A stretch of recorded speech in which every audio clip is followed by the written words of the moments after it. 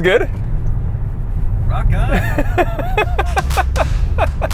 Welcome to Car and Driver. This is the Hyundai Ioniq 5, and it is our EV of the year.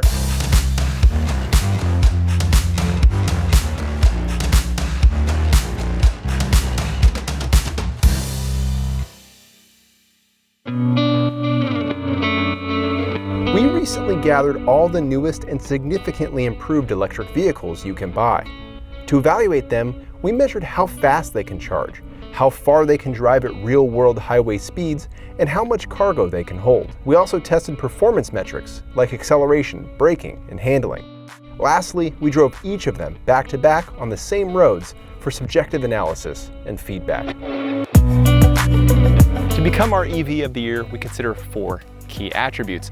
The first is mission fulfillment, how well a vehicle serves its intended audience. The second is how that vehicle advances the technology within its segment. 3 is how enjoyable a vehicle is to drive. And 4 is the vehicle's overall value.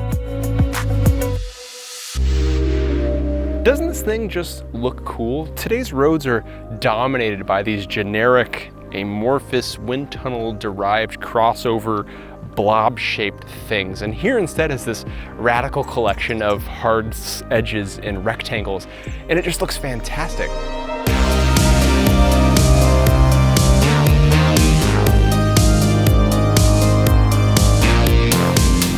One of our staffers compared it to a modern Lancia Delta as seen through the lens of Minecraft, but however you want to describe it, it's hard to ignore that this thing just looks great.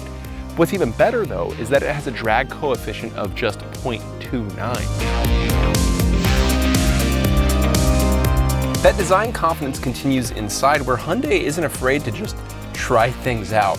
The driver's seat, for example, has a power-operated calf rest for reasons. This entire center console slides back a good 5.5 inches so you can access either seat from either side should the need arise. But past the weirdness or bravery, however you want to call it, this is a very large and functional interior. Part of that has to do with this vehicle's size. This is a pretty big car, bigger than it may appear in video. The wheelbase at 118 inches, I mean, that's full-size SUV territory. And consequently, you get a lot of headroom in the front seats and you get a lot of legroom in the front seats as well. Backseat passengers will also have more legroom than what you get in a Ford Mustang Mach-E or a Volkswagen ID.4. Rear seat space comes somewhat at the expense of overall cargo volume with the second row folded. We fit 6 carry-ons back here with the second row up, but once you drop it, we were able to fit 20 pieces of carry-on. That's a lot. You get a choice of a 58 kilowatt-hour battery or a 77.4 kilowatt-hour battery.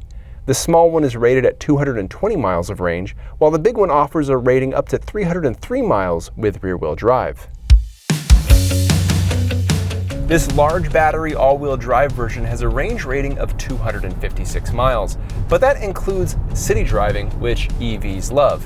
What happens on the freeway? Well, you get worse range, and that's why we test all EVs by running at a constant 75 miles an hour. Now, in that test, we logged 210 miles with this car.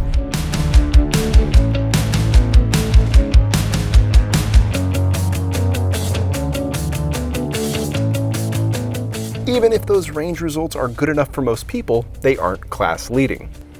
What is class leading is the 800 volt architecture and the rapid charging that it allows. On a properly working 350 kilowatt fast charger, which can be rare as of the time of this recording, but with that setup, you can go from a 10% fill to an 80% fill in 18 minutes. That's exactly what happened when we found a properly working fast charger.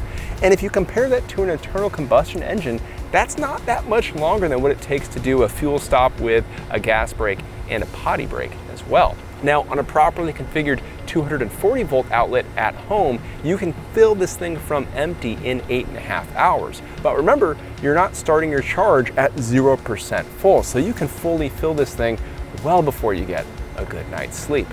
What else?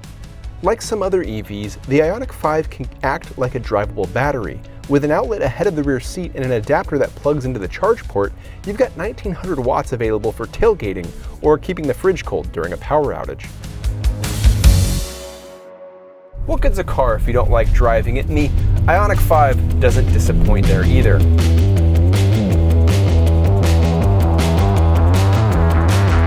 recorded 60-mile-an-hour acceleration in 4.5 seconds, which is slightly off the pace of a Mustang Mach 1, assuming it's been launched well.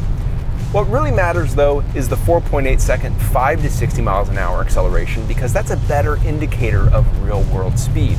That's what happens when you need to goose it to match traffic or accelerate up an on-ramp. And it feels pretty good here.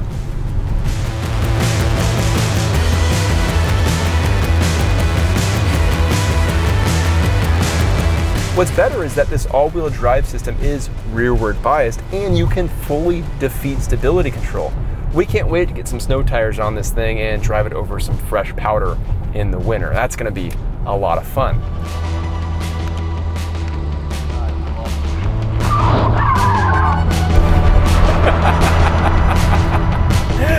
That was good. But when you're just commuting and relaxing on the freeway, you find that this is a really quiet car. We recorded 67 decibels while cruising at 70 miles an hour. What else is there to like? Well, the adaptive cruise control works seamlessly and even helps you make lane changes. It learns and mimics your driving style, and you can manually adjust it too. We also like these paddles behind the steering wheel. They look like shift paddles, but what they actually do is change the level of regenerative braking from none to essentially one paddle driving. It's a really nice, unobtrusive way to make that adjustment. With a price range that starts just over 40 grand and tops out at around $56,000 before you factor in taxes and rebates, the price of the Ioniq 5 overlaps with many other EVs out there, but this vehicle delivers a lot of what those vehicles don't. Style for sure, but also an 800-volt architecture that you won't find in any other vehicle, at least at the time of this recording, that costs less than 6 figures, excluding of course vehicles that share this platform like the Kia EV6 and Genesis GV60.